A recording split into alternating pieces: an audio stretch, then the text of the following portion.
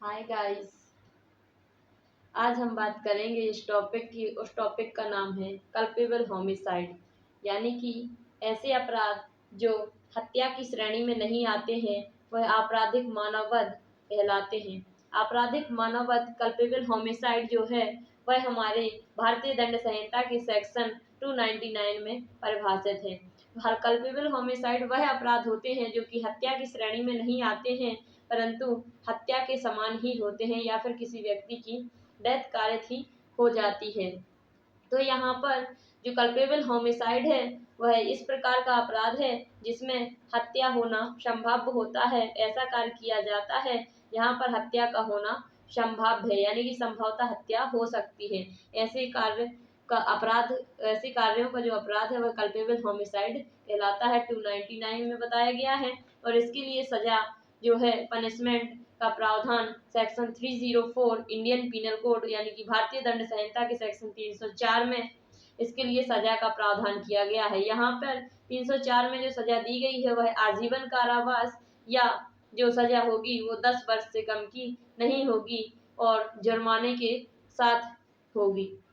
यहाँ पर यदि जो कल्पेबल होमिसाइड है, यहाँ पर किसी व्यक्ति की जो डेथ की जाती है वो विदाउट इंटेंशन की, यानी कि उसकी डेथ कारित करना संभव है। यह ना जानते हुए, यानी कि यह जाने बिना कि यहाँ पर डेथ कारित हो सकती है, बिना किसी इंटेंशन के यदि कल्पेबल होमिसाइड का अपराध हो जाता है तो वहाँ पर 10 साल तक का कारावास 304 सेक्शन में यही बताया गया है कि यानी कि 10 साल तक का कारावास या इसमें जुर्माना या फिर दोनों की सजा मिल सकती है। यहाँ पर जो हमारा 299 बात करता है वह यह बात करता है कि जो कल्पेबल होमिसाइड है, जो ऐसे अपराध जो हत्या की श्रेणी में नहीं आते हैं, कल्पेबल होमिसाइड कहलाते हैं, यानी कि आपराधिक मानव बल।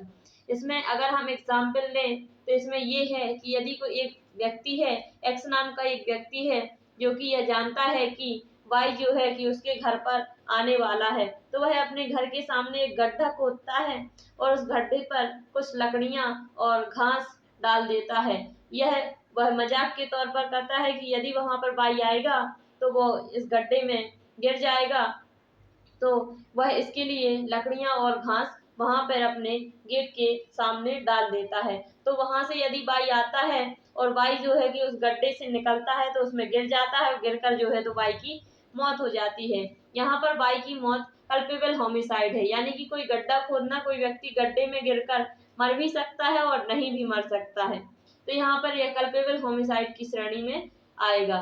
और यहाँ पर यदि हम कुछ और एग्जाम्पल्स देखें तो इसमें हम ये देख सकते हैं कि यदि एक व्यक्ति, ए नाम का व्यक्ति है, जो कि जानता है कि बी को पी लिया है और यदि मैं उसको लात या फिर घूंसा मार दूंगा तो वो मर भी सकता है, यानी कि उसकी जान भी जा सकती है। या फिर वो टीबी का मरीज है या फिर पीलिया का मरीज है, तो यदि मैं उसको थोड़ा भी मार दूंगा तो उसकी जान जा सकती है।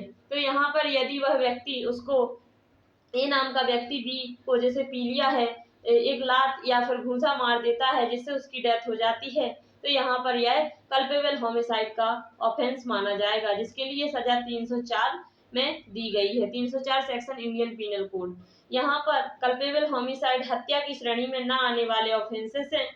यहाँ पर मृत्यु कारित होना संभाव्य होता है, यही हमने देखा। इसके बाद यदि हम और एग्जाम्पल्स इसके देखें तो यहाँ पर हम ये देख सकते हैं कि यदि कोई व्यक्ति जो कि यह जानता था कि वहाँ पे जो चिड़िया बैठी हुई है उस पेड़ पर, यदि हम उस चिड़िया को तीर से मारेंगे, उसके पीछे कुछ लोग यानी कि मजदूर काम कर रहे हैं, हो सकता है कि वो तीर चिड़िया को ना लगकर मजदूरों को लग जाए, तो उनमें से किसी की जान जा सकती है। तो यहाँ पर यदि वह व्यक्ति फिर भी उस चिड़िया पर तीर चलाता है और पीछे काम कर रहे मजदूरों को वह तीर लग जाता है और किसी की डेथ कारित हो जाती है, तो वह यहाँ पर कल्पेबल होमिसाइड की श्रेणी में आ जाएगा। और यहाँ पर 299 में जो सेक्शन में कल्पेबल होमिसाइड है, इसके लिए सजा 304 में बताई गई है, वह यहाँ पर इसी की श्रेणी में कल्पेबल होमिसाइड के आधार पर उसको दंड दिया जाएगा, पनिश किया जाएगा।